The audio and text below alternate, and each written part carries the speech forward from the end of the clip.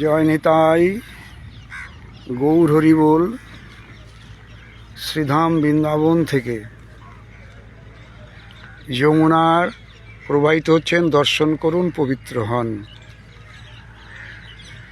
প্রতিদিনকার মতো আজকেও শাস্ত্র সিদ্ধান্ত অনুযায়ী কিছু ভাগবতীয় আলোচনা আমরা ব্রতী হয়েছি শাস্ত্র সিদ্ধান্ত অনুযায়ী। খুব সুন্দর বিষয়। আমরা কত তথ্য জানি না, যা আমাদের শাস্ত্র থেকে সঠিক তথ্য জেনে নেওয়া উচিত। আজকের আলোচনার বিষয় ভিক্ষা শব্দের শাস্ত্রীয় অর্থ কী। ভিক্ষা এই শব্দের শাস্ত্রীয় অর্থটা কী, এর মানেটা কী। মহাপ্রভু সন্ন্যাস নেওয়ার আগে নিমাই, গৌরাঙ্গ, গৌরসুন্দর, বিশ্বম্ভর অনেক নামে পরিচিত ছিলেন। তিনি শিক্ষা গ্রহণ করার পরে নিজেই টোল খুলেছিলেন। সেই সময়কার এই ঘটনাটা, এর জন্যে আমরা আস্বাদন করব শ্রীমৎ চৈতন্য, রাধে রাধে, শ্রী শ্রী চৈতন্য ভাগবত বৃন্দাবন দাস ঠাকুর মশাই কৃত তার আদিখণ্ড দ্বাদশ অধ্যায় 10 থেকে 15 নম্বর পয়ার আস্বাদন করব। 10 নম্বরে কি বলছেন? নবদ্বীপে যারা যত কর্ম করে ভোজ্য বস্ত্র অবশ্য পাঠায় প্রভু ঘরে।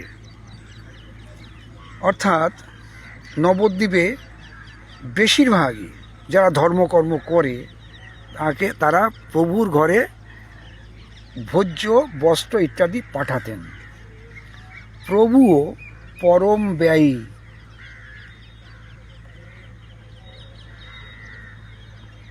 ব্যয়ী মানে প্রভুও পরম ব্যয়ী, ঈশ্বর ব্যবহার। ব্যয়ী মানে মুক্ত হস্তে ব্যয় করাই যার স্বভাব।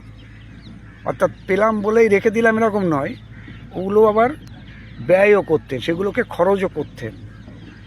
প্রভুও পরম ব্যয়ী, ঈশ্বর ব্যবহার, দুঃখিতেরে নিরবধি দেন পুরস্কার।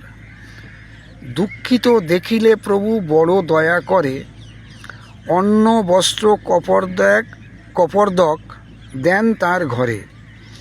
নিরবধি অতিথি আইসে প্রভু ঘরে, যার যেন যোগ্য প্রভু দেন সবাকারে। নিয়মিত মহাপ্রভু মানে নিমাইয়ের ঘরে, জগন্নাথ মিশ্রের ঘরে অতিথি আসতেন এবং যোগ্য মতন যার যেমন যোগ্যতা, যোগ্য অনুযায়ী তাদেরকে তিনি দান করতেন এবং প্রসাদ পাওয়াতেন।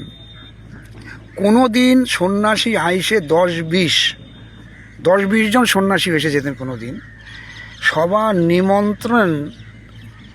নিমন্ত্রণ প্রভু হইয়া হরিশ, খুব আনন্দ করে তাদেরকে নেমন্তন্ন করতেন যে আমাদের এখানে আজকে প্রসাদ পাবে।